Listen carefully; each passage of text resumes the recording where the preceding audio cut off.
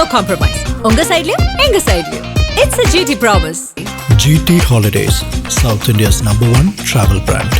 ஆதன் நேயர்களுக்கு வணக்கம். 2026 தேர்தலை முன்னிட்டு ஆதன் ஒரு மெகா கருத்து கணிப்பு எடுத்திருக்கோம். அதன்படி ஒவ்வொரு தொகுதிகளில் மக்கள் யாருக்கு ஆதரவாக இருக்காங்க அப்படின்றத நம்ம பேசிட்டு இருக்கோம். அந்த வகையில் இன்னைக்கு இன்னொரு தொகுதியோட வந்திருக்கோம். வணக்கம் தாமரை. வணக்கம் சந்தோஷ். இப்போ என்ன தொகுதியோட வந்திருக்கோம்? குறிப்பாக கடலூர் தொகுதியை பத்தி பார்க்க போற சந்தோஷ். வட மாவட்டங்கள்ல மிக முக்கியமான மாவட்டம் கடலூரை பொறுத்த வரைக்கும் மிகப்பெரிய ஒரு பிரச்சனை என்பது சிப்காட் இஷ்யூ தான். அந்த சிப்காட் பகுதியிலிருந்து வெளிவர பொல்யூஷன் தான் கடலூர்ல மிக முக்கியமான பிரச்சனையாக இருக்கு. அது மட்டும் இல்லாம இந்த இயற்கை பேரிடர் காரணமாக அதிகம் பாதிக்கப்படும் மாவட்டமாக கடலூர் இருக்கு. அங்கதான் என்எல்சி இருக்கு. ஒரு மிகப்பெரிய முந்திரி விவசாயம் எல்லாம் கடலூர்ல தான் பண்ணிக்கிட்டு இருக்காங்க. கடலூர் மிக முக்கியமான ஒரு தமிழ்நாடு மாவட்டம். அதே போல மிக முக்கியமான அரசியலாவும் பார்த்தோம்னா இது ஒரு நீண்ட நெடிய பாரம்பரியம் உள்ள தொகுதி தான், கொண்ட வரலாறு கொண்ட தொகுதி தான். காங்கிரஸ் 4 முறை ஜெயிச்சிருக்காங்க, திமுக 8 முறை ஜெயிச்சிருக்காங்க. ஒரு திமுக ஸ்ட்ராங் ஹோல்டு இருக்கக்கூடிய தொகுதியா தான் கடலூர். அதிமுக 3. ஏன்னா கடலூர்ல 2 திமுக அமைச்சர்கள் இருக்காங்க இந்த ஆட்சியில. எம்ஆர்கே பன்னீர்செல்வம் அவர்கள், சிபி கணேசன் அவர்கள், மொத்தம் 2 அமைச்சர்கள் கடலூருக்கு இருக்காங்க. அப்படி ஒரு ஸ்ட்ராங்கா இருக்கக்கூடிய ஒரு தொகுதி தான் கடலூர். ஆண் வாக்காளர்கள் பார்த்தோம்னா 1,05,300 பேரும், பெண் வாக்காளர்கள் 1,15,773 பேரும், ஒரு 2,21,152 வாக்காளர்கள் மொத்தமா கடலூர்ல இருந்திருக்காங்க. இப்போ இந்த தேர்தல யாரு வேட்பாளர்களா இங்க களமிறங்கிருக்காங்க அப்படின்னு சொல்லி பார்த்தோம்னா, கடலூர்ல திமுக கூட்டணியில காங்கிரஸ் நிக்கிறாங்க. ஏ சந்திரசேகர் நிக்கிறாரு. அதிமுக சார்பா MC சம்பத், முன்னாள் அதிமுக முன்னாள் தொழில்துறை அமைச்சர். ஓகே. அடுத்து தாவேகா சார்பில் வி ராஜ்குமார், நாம் தமிழர் சார்பில் சரசு அவங்க நிக்கிறாங்க. இங்க களம் எப்படி இருக்கு? இந்த களத்தை பொறுத்த வரைக்கும் கடலூரை திட்டமிட்டு திமுக காங்கிரஸ் கட்சிக்கு கொடுத்துட்டாங்க அப்படின்னு தான் சொல்லணும். அங்க லாஸ்ட் இந்த முறை எம்எல்ஏவாக இருந்தவர் ஐயப்பன் பேரு, திமுக எம்எல்ஏ. ஏன் கடலூரை கூட்டணிக்கு கொடுத்தாங்கன்னு பாத்தீங்கன்னா, ஒரு மிகப்பெரிய இஷ்யூ அங்க இருக்கு.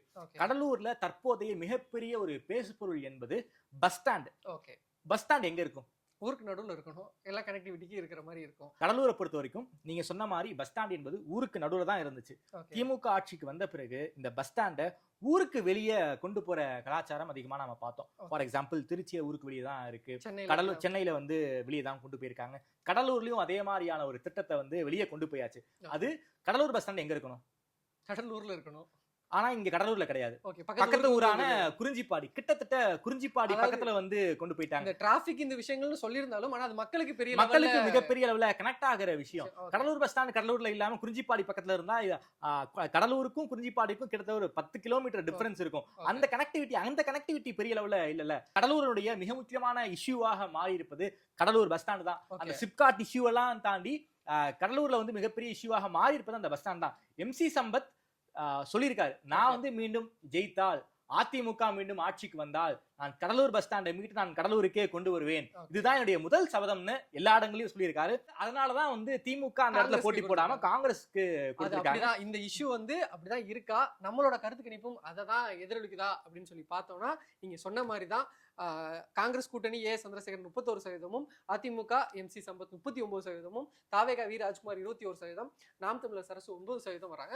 ஒரு கிட்டத்தட்ட ஒரு 8% ஒரு நல்ல ஒரு மிகப்பெரிய மார்ஜின் தான். டிஎம்கே ஸ்ட்ராங் ஹோல்ட்ல இருக்கக்கூடிய ஒரு தொகுதியில அதிமுக மேல ஏறி வருதுன்றதா நம்மளோட கருத்து கணிப்பு சொல்லுது. நீங்க சொல்லக்கூடிய அந்த பிரச்சனைகள்லாம் மக்கள் பஸ் ஸ்டாண்ட் தான் அங்க மிகப்பெரிய ஒரு பிரச்சனையா மாறி, அதன் காரணமாக MC சம்பத் அவர்கள் மக்கள் மத்தியில கொடுத்த வாக்குறுதியின் காரணமாக 39% எடுத்து அவர் வெற்றி பெறுகிறார் என்பதை நம்முடைய ஆதன் கருத்து கணிப்பு தெல்ல தெளிவாக உணர்த்துகிறது. 39% வாங்கி கடலூரில் மீண்டும் வெல்வார் MC சம்பத் அவர்கள் அப்படிங்கிற விஷயத்தை தான் நம்முடைய கருத்து கணிப்பு சொல்லியிருக்கு சந்தோஷ்.